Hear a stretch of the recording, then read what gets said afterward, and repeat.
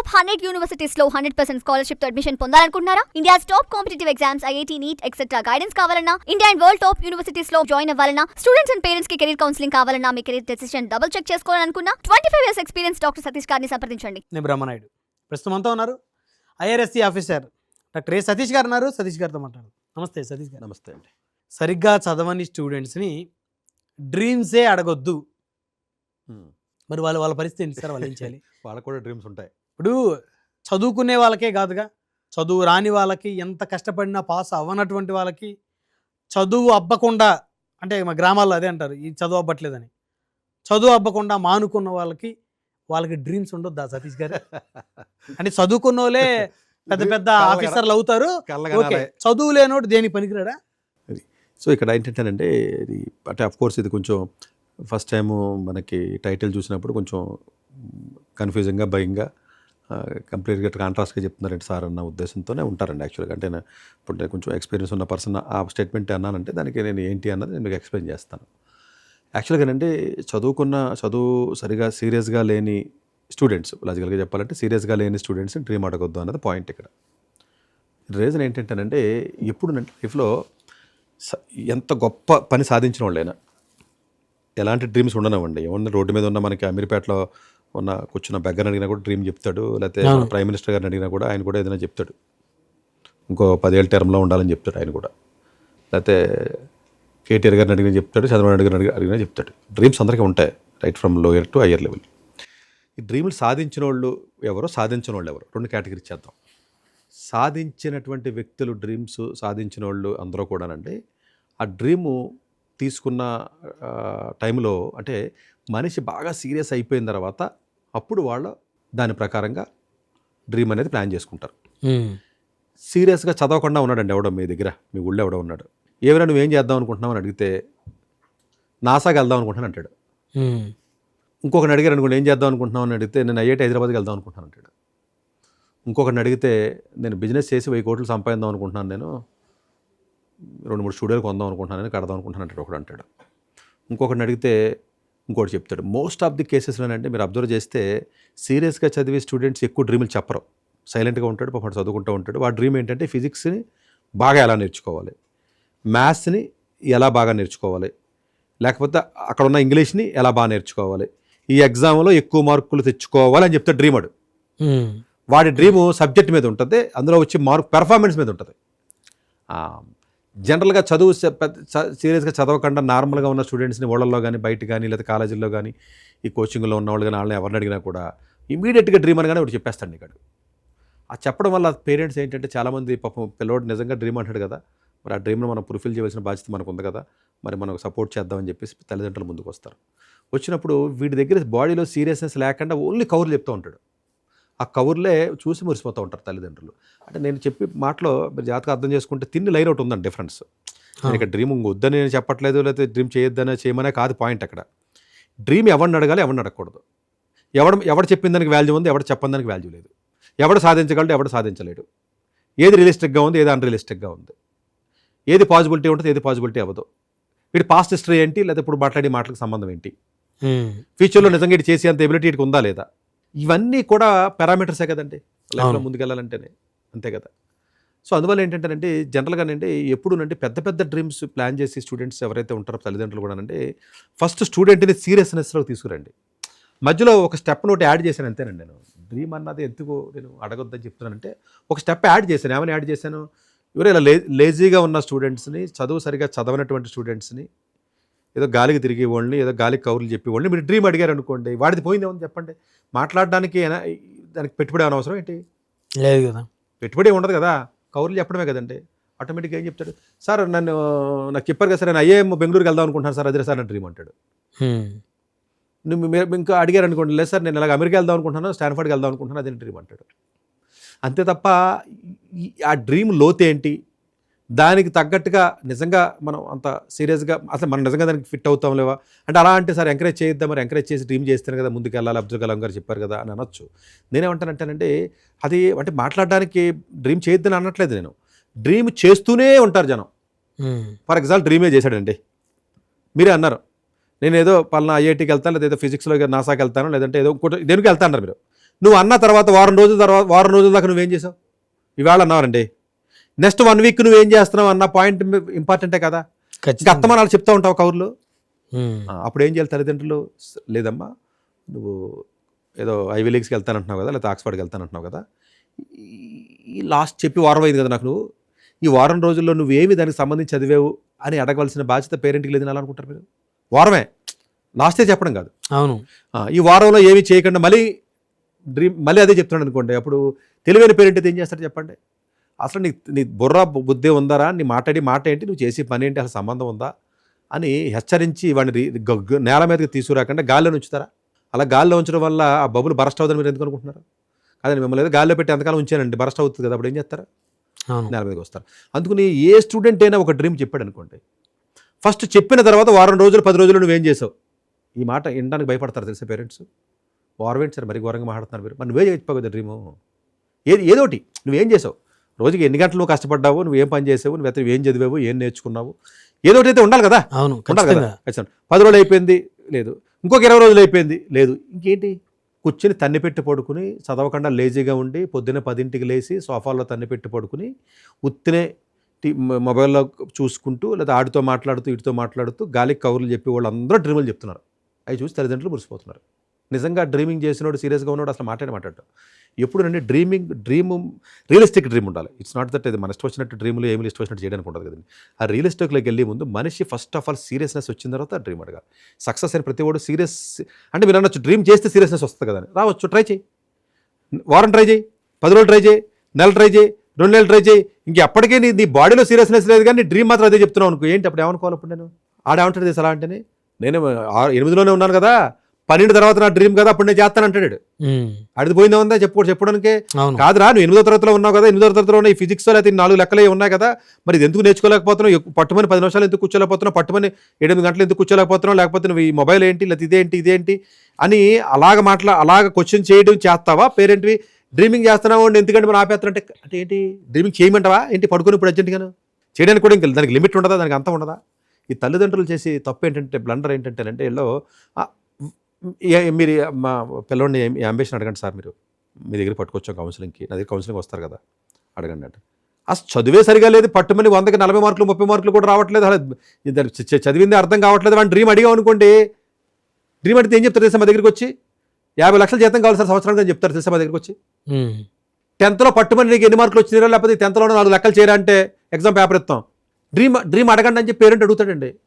ఆడికి ఏమి ఇష్టం అడగండి అంటారు. మరి ఇష్టం అన్న ఏమి ఇష్టం అని అడిగారు అనుకోండి, ఏం చెప్తారు తెలిసేవాడు? ఏమయ్యా నీకు ఏమి ఇష్టం అది అని అడిగాడు అనుకో, ఇష్టము ఏమన్నా సార్ నేను గూగుల్లోకి వెళ్ళి ఉద్యోగం చేద్దాం అనుకుంటున్నాను సార్ అంటాడు. చెప్పడానికి నీకేమి సోఫాలో ఏసీలో కూర్చుని కూడా చెప్పచ్చు కదా. సార్ అయితే ఆ పేరెంట్ ఉంటుంది సార్ మా వాడు గూగుల్కి వెళ్తానంటాడు సార్, మీరు ఏదో చేసుకుంటూ గూగుల్లోకి వెళ్ళాలంటే మార్గం చెప్పండి అంటే ఆడు చెప్పేశాడు కదా, వాగాడు కదా నోట్లో పెట్టి వాగేశాడు. ఈ పేరెంట్ ఏమో నా దగ్గర చెప్పేస్తాడు. ఫస్ట్ చేయవలసిందేంటి, లాస్ట్ 1 మంత్ ఏం చేశాడు, లాస్ట్ 1 వీక్ ఏం చేశాడు, ఎస్టర్డే ఏం చేశాడు, లాస్ట్ 1 ఇయర్ ఏం చేశాడు, 6 నెలలు ఏం చేశాడు చూసుకోవాలి. చూసుకున్న తర్వాత దాన్ని బట్టి కదా డ్రీమింగ్ అనేది చేయాలి. లేదు పెద్ద డ్రీమే చేసావు, సరే ఇప్పుడు చేసావు కదా సరే 1 మంత్ తర్వాత రా, 2 నెలల తర్వాత రా, ఈ 2 నెలలు ఏం చేసావు చెప్పుని, సరే ఈ రోజే రియలైజ్ అయిపోయావు, నువ్వు ఈ రోజే సీరియస్నెస్ అయ్యావు, ఈ రోజే నువ్వు అంబిషన్ ఫిక్స్ చేసావు అనుకుందాం, నువ్వే ఫిక్స్ చేసావు. అప్పుడు ఏం చేయాలి, ఒక 1 మంత్ 2 మంత్స్ టైం ఇస్తాను నేను, సరే అమ్మా ఈ 1 మంత్ 2 మంత్స్లో పని చేసుకురా, నువ్వు వచ్చి సివిల్ సర్వీస్ చదవాలంటావు, నీకు పోయింది ఏముందంటే ఐఏఎస్ ఎగ్జామ్ రాయాలి సార్ అంటాను. వచ్చి పట్టుమని ఒక 10 గంటలు 12 గంటలు చోట కూర్చోలేవు, మొబైల్ లేకుండా ఒక రోజు కూర్చోలేవండి ఇంట్లోను, సివిల్ సర్వీస్ రాస్తానంటాడు. మరి ఏంటిది అంటే ఫస్ట్ ఆఫ్ ఆల్ ఏంటంటేనంటే, లేజీగా ఉన్నవాడిని, ఖాళీగా ఉన్నవాడిని, చదవకుండా ఉన్నవాడిని, గాలికి తిరిగేవాడిని, మొబైల్తో ఉన్నవాడిని అసలు ఎవరిని కూడా మీరు డ్రీమ్ అడగకూడదు. డ్రీమ్ అడిగారు అనుకోండి, మీరు ఎత్తి మీద మీరు ఇది చేసుకున్నట్టే. ఎందుకంటే వాడు చెప్పేది ఏ మాటకి వాల్యూ లేదు. మీ ఇంట్లో ఎవడో కుర్రాడు ఉన్నాడు, గాలి తిరిగి ఎవడో మీ చుట్టాలోడు అని అడిగి చూడండి డ్రీమ్ అండి. ఇప్పుడు ఎవడో ఉంటాడు కదా మీ ఇళ్లలో, పిలిచి అడిగి చూడండి ఒకసారి, అంబానీలాగా నేను 1000 కోట్లు సంపాదించాలని అంటాడు, లేకపోతే 99 లాగా ఇంకో ఛానల్ పెడదాం అనుకుంటాను అంటాడు. ఏంటి ఊళ్ళో అని అడిగితే అది చెప్తాడు మీకు, అక్కడ అంతే తప్ప 25,000 ఉద్యోగానికి వెళ్దాం అనుకుంటున్నా ఇది నా డ్రీమ్ అని చెప్తాడు ఏంటి? ఇదే మాట అలా కాదు, ఆడు 2 ఏళ్ళ నుంచి అదే పని చేస్తున్నాడు, 3 ఏళ్ళ నుంచి అదే పని చేస్తున్నాడు, ఇంకో 2 ఏళ్ళు కూడా అదే చేస్తాడు. నిజంగానంటే సీరియస్గా లైఫ్లో సక్సెస్ అయ్యే వ్యక్తులు ఎవరైతే ఉంటారో రేపు ఏం చేయాలని ఆలోచించండి వాళ్ళందరూ. ఈ రోజు ఏం చేయాలి, రేపు అన్న మాట మాట్లాడాడు పనికిరాడు. ఈరోజు ఏంటి పరిస్థితి, ఈరోజు ఇప్పుడు నువ్వేదో చెప్పావు నాకు చేద్దామన్నావు, మరి ఈరోజు ఏం చేస్తున్నావు, ఈరోజు ఏం చేద్దామని అడుగుతాను నేనైతే. రేపు వదిలే, ఇప్పుడు మన ఇద్దరు కలిపి పని చేద్దామంటే సతీష్ గారు అన్నారండి మీరు సీరియస్గాను, లేదే సీరియస్గా మాట్లాడుతున్నాం ఏంటంటే బ్రహ్మణ అంటే లేదు సార్ సీరియస్గా చేద్దాం అనుకుంటే నేను డిసైడ్ అయిపోయాను అనుకో అని అన్నాను అనుకో, నేను ఏమంటాను సార్ సరే నాయుడు అయితే మనం ఇప్పుడు ప్రస్తుతానికి మనం అయితే ఇప్పుడు ఏం స్టార్ట్ చేద్దాం, ఏం పని చేద్దాం, రేపు అన్న మాట నా నోట్లోంచి రాకూడదు. నేను వస్తే నేను పనికిరాను ఇప్పుడు చెప్పినట్టు చెప్తాడు, వదిలే 100 చెప్తాడు. మరి ఇప్పుడు పేరెంట్ పనికిరానుడా, స్టూడెంట్ పనికిరాను. స్టూడెంట్ ఎప్పుడు అలా మాట్లాడుతూ ఉంటారు, గాలికి మాట్లాడుతూ ఉంటారు. మరి పేరెంట్ని ఏమన్నా ఇప్పుడు పేరెంట్ ఏమన్నా తెలివైనడితే నువ్వు చేస్తాను కదా, మరి ఇప్పుడు చేయరా, ఇప్పుడు చేయి, సాయంత్రం 6 అయింది కదా, ఈ నైట్ 11 దాకా ఏం చేస్తావు చేయి ఫస్ట్, పొద్దున్న కూడా రేపు చూద్దాంలే, నెక్స్ట్ పొద్దున్న 5 లేకు ఫస్ట్. ఇది మానేసి సరే ఆడికి ఏమి ఇష్టం అడగందో అడగండి, ఏమి ఇష్టం అడగండి, ఆడికి డ్రీమ్ ఏంటో అడగండి, వాడి యాంబిషన్ ఏంటో అడగండి. అడిగితే కూర్చోబెట్టి నీకు 100 లెక్కలు చెప్తాడండి. గూగుల్కి వెళ్ళాలంటాడు, మెర్సిడీస్ బెంజ్ కావాలంటాడు, ఆడి కారు కొనాలని చెప్తాడు, మన బంజారా హిల్స్లో ఇల్లు కావాలని చెప్తాడు, మంచి డబ్బులున్న పెళ్ళం కావాలని చెప్తాడు, మంచి గూగుల్ కాదు కదా తన్ని జైన్ స్ట్రీట్లో ఉద్యోగం కావాలని చెప్తాడు. ఏముంది అది ఎంతసేపు అన్నది అనడానికి ఎంతసేపు పట్టిందంటే 10 సెకండ్లే కదండి, 20 సెకండ్లే కదా.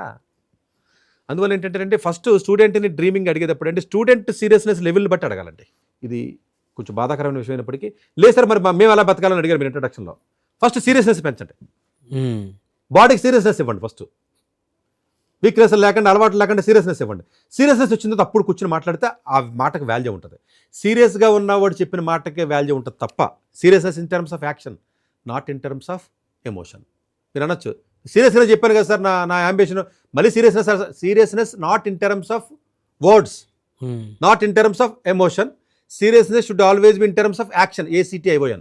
యాక్షన్లో సీరియస్నెస్ ఉన్నవాడు పర్ఫెక్ట్గా చెప్తున్నాడు, మాటల్లో సీరియస్నెస్ కాదండి. మాటలు సీరియస్నెస్ ఏముందండి, మీ ఊరు వెళ్తే మీతో సీరియస్గా మాట్లాడేవాడు 100 అవుతారు మీకు. అవును, మాటల్లో సీరియస్నెస్ కింద కాకుండా యాక్షన్లో సీరియస్నెస్ ఉన్నటువంటి విద్యార్థులు ఎవరైతే ఉంటారో వాళ్ళని కూర్చోబెట్టి కాదమ్మా ఇప్పుడు ఏం చేద్దాం అనుకుంటున్నావు, ఏంటి, ఎవరిదైనా కలుద్దాం, ఏం చేద్దాం. మీరు అనొచ్చు సార్ అసలు సీరియస్నెస్ లేదు, తిరిగి ఏదో కౌలు చెప్తున్నాడు ఏంటి, వాడికి కూడా కౌన్సిలింగ్ చేయొచ్చు మనం. వాడి కౌన్సిలింగ్ యాంబిషన్ గురించి చేయండి. నేను అప్పుడు ఫస్ట్ సీరియస్నెస్ అవ్వడానికి ఏం చేయాలో చేయాలి అని వదిలేమని చెప్పట్లేదండి, మిస్అండర్స్టాండింగ్ చేసుకోవద్దు. వదిలేమని చెప్పట్లేదు, వాడి సీరియస్నెస్ అవ్వడానికి ఏం అవ్వాలో వాడిని తిట్టాలా లేకపోతే వాడికి అర్థమయ్యేలా చెప్పాలా, ఏం చేయాలనేది ఏదో మాలాంటి దగ్గరికి వస్తారు కౌన్సిలింగ్, మేము చెప్తూ ఉంటాం. అవును, వాడికి నెలకో 2 నెలకో సీరియస్నెస్ వస్తుంది. సీరియస్ వచ్చిన తర్వాత లేదు సార్ పక్కాగా నేను ఈసారి IPMET ఎగ్జామ్ రాసి లేకపోతే నేను UCD ఎగ్జామ్ రాసి వెళ్దాం అనుకుంటున్నాను. ఫైన్, ఈ బుక్ తీసావు కదా చదువు, ఈ వారం రోజులు ఎంత చదివో చెప్పు, నాకు రోజుకి ఎన్ని గంటలు చదివో చెప్పు, ఎన్ని గంటలు వేస్ట్ చేసావు చెప్పు, వీక్నెస్ ఏం లేకుండా ఉన్నావో లేదు చెప్పు, పొద్దున్న ఏంటి లేసావు చెప్పు, మొత్తం టైం టేబుల్ అయ్యి వారం అయిన తర్వాత అప్పుడు రా సార్ మీరు చెప్పినట్టుగా వారం రోజులు సీరియస్గా చదివాను సార్, నేను కష్టపడ్డాను సార్, ఇప్పుడు నా డ్రీమ్ చేయడానికి నాకు ఏదైనా మార్గం చెప్పండి సార్. తప్పులేదు, మార్కులు రానోళ్ళు మమ్మల్ని పట్టించుకోరా, చదివి స్టూడెంట్స్ని పట్టించుకుంటారా సారో అని కామెంట్స్ సగం ఉంటాయి మన దాంట్లో ఛానల్లో మీరు చూస్తే. నా ఉద్దేశం చదవని స్టూడెంట్ పట్టించుకోకపోవడం కదండి, లేజీ స్టూడెంట్ ఆడు, చదవకపోవడం కానీ మెంటల్ హ్యాండిక్యాప్డ్ ఏంటి అవునాడు, మెంటల్ హ్యాండిక్యాప్డ్ కాదు కదా. లేజీగా ఉన్న స్టూడెంట్కి మార్గం చెప్పమంటారు, లేజీ కదా, ఇంకా మార్గం ఏంటి, వాళ్ళు మారాలంటారు ఫస్ట్. ఎగ్జాక్ట్లీ, బద్ధకాన్ని వేడాలి. అండ్ యావరేజ్ స్టూడెంట్ కాబట్టి ఆడు బతకాలంటున్నారు మీరు, ఆడు యావరేజే కాదంటున్నాను నేను. అవును, అసలు యావరేజే కాదండి, ఆడి భగవంతుడు బ్రెయిన్ ఇచ్చాడికి, వాడు తన్ని పెట్టుకు పడుకుని చదవకుండా కష్టపడకుండా గాడిదలాగా ఇటు తిరుగుతున్నాడు సార్, ఈడికి కూడా మీరు మార్గం చెప్పండి అన్న దానికి మధ్యలో ఇంకో లైన్ వేయండి. ఆ లైనే ఆ లేజినెస్ నుంచి సీరియస్గా పనిచేసే పరిస్థితికి తీసుకురండి, ఇలా అడగాలి.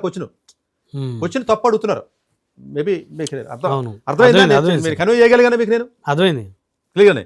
సో మధ్యలో ఒక స్టెప్ ఒకటి ఉంటుందండి, ఆ స్టెప్ను పట్టుకోండి మీరు ఆ స్టెప్ను పట్టుకుని దాని మీద ఎక్కువ స్ట్రెస్ పెట్టండి. ఓకే, మీరు దాన్ని వదలగొట్టండి, మొత్తం ఆ తుప్పంతా వదలగొట్టండి. వదలగొట్టిన తర్వాత వాడు కూడా మిరాకిల్ చేస్తాడండి. వాళ్ళందరూ ఇప్పుడు మీరు అనొచ్చు సార్ యావరేజ్గా ఉన్న స్టూడెంట్లు కూడా చాలామంది మిరాకిల్ చేశారు కదా, మమ్మల్ని ఎందుకు మీరు డిస్కస్ చేస్తున్నారు సార్, చాలామంది ఎగ్జాంపుల్స్ ఉన్నారు కదా, యావరేజ్గా ఉన్న వాళ్ళు చాలామంది గొప్ప గొప్ప వాళ్ళు అయ్యారు కదా, ఇది నేనే అయ్యాను, ఎవడో ఎందుకు అయ్యారు కదా అని అంటారు. నేనేమంటాను యావరేజ్గా ఉన్నాడు అవ్వలేదు, యావరేజ్గా ఉన్నాడు సీరియస్గా అయినాడు అయ్యాడు. డైరెక్ట్గా యావరేజ్ నుంచి వాడు పికప్ అయినాడు కాదంటాడు. చాలామంది తెలియగల మిస్అండర్స్టాండింగ్ చేసుకుంటారు. యావరేజ్గా ఉన్నవాడు మైండ్ని బాడీని అలైన్ చేసి సీరియస్గా అయ్యి రోజుకి 14-15 గంటలు చదవగలిగి మనస్తత్వానికి అటు రాగలిగి తర్వాత వాడు అచీవ్ చేయగలిగాడు. ఆ మధ్యలో ఉన్న స్టెప్కి రావడానికి ట్రై చేయమంటున్నాను నేను. దానికి ఏం చేయాలని మీరు అడుగుతారు. దానికి అడిగి అవేర్నెస్ లేకపోతే అడిగి చెప్పడమా, లేకపోతే కౌన్సిలింగ్ ఇప్పించడమా, లేకపోతే మాట్లాడటమా, తిట్టడమా, అర్థమయ్యేలాగా చెప్పడమా, చెప్పాలి. అంతే తప్ప వీడు యావరేజ్గా ఉన్నాడు, వీడికి మాత్రం 50 లక్షల జీతం కావాలి, వీడికి మాత్రం 5 లక్షల జీతం కావాలి, మైక్రోసాఫ్ట్లో ఉద్యోగం కావాలి. ఏంటిది దొంగతనాలు చేయండి నేర్పించండి, ఇంకా క్రైమ్ చేయడం యూట్యూబ్లో చూసే నేస్తున్నారు కదా, అది కాదు చేయవలసింది.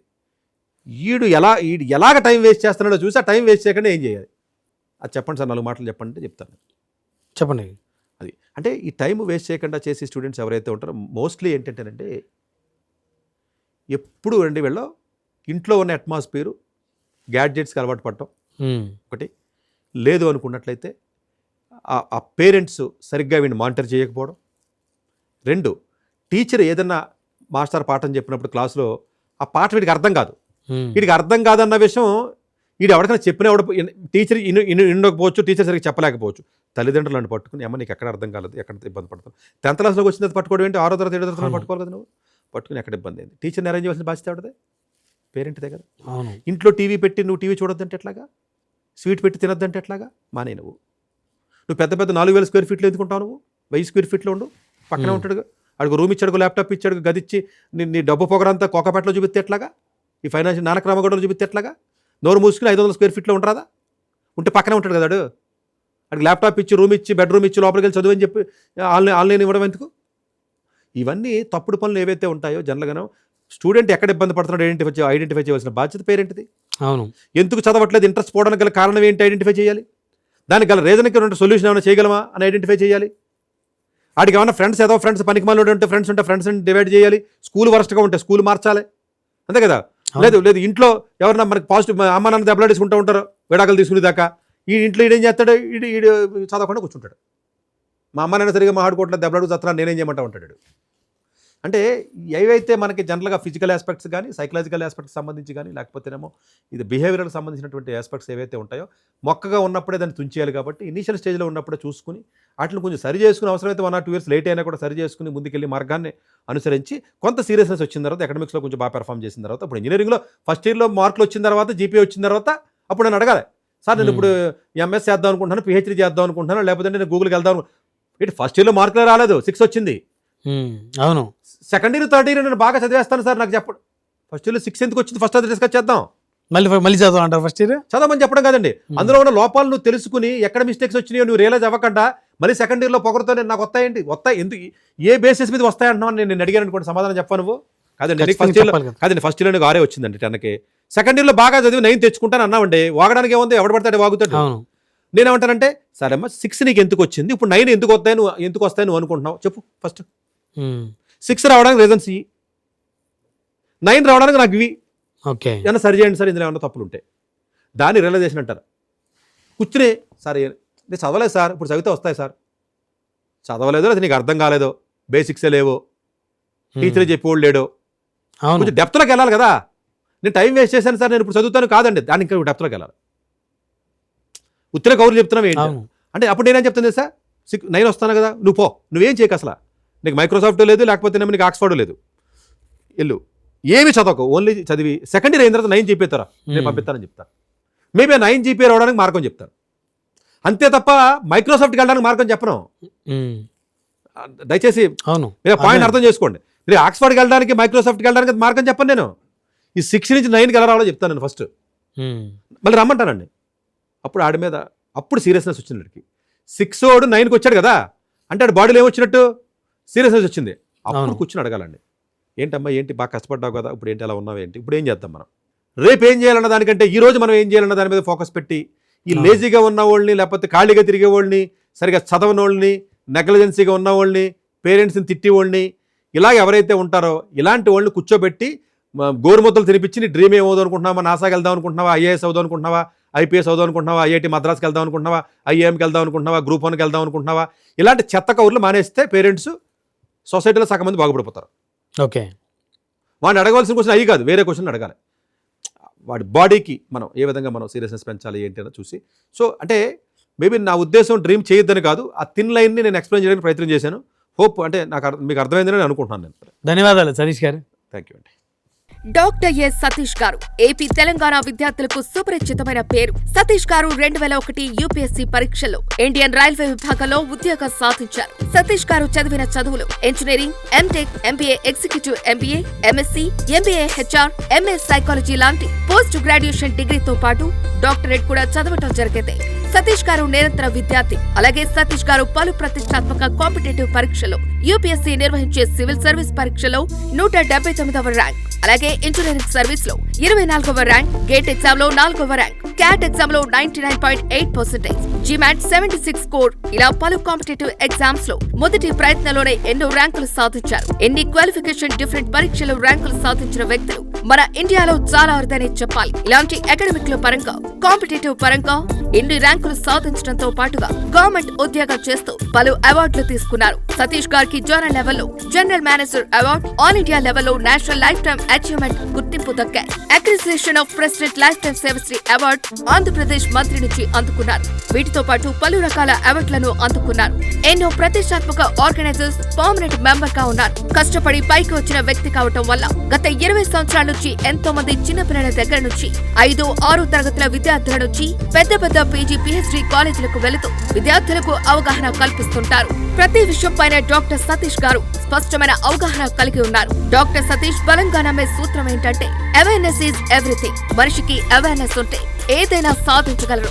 ఒక్క మోటివేషన్ తోనే కాదు, ఏది చేయాలి, ఏది చేయకూడదు, ఎలాంటి డెసిషన్ తీసుకోవాలి అన్న విషయాలపై, ముఖ్యమైన విషయాలపై అవగాహన కల్పిస్తుంటారు. అలాగే గవర్నమెంట్, ప్రైవేట్ జాబులే కాకుండా ప్రపంచ దేశాల్లోని జాబ్స్ పై కూడా అవగాహన కల్పిస్తుంటారు. ఉద్యోగాలతో పాటు పెద్ద చదువులైన ఐఐటి వంటి వాటిపై సెషన్స్ నిర్వహిస్తూ ఉంటారు. ఇప్పటి వరకు 3 లక్షల సెమినార్స్ ₹1 తీసుకోకుండా ఉచితంగా నిర్వహించారు. ఇందులో భాగంగా మన 99 టీవీ ద్వారా విద్యార్థులకు మోటివేషన్ ఇవ్వటానికి మీ ముందుకు వస్తున్నారు డాక్టర్ సతీష్ గారు.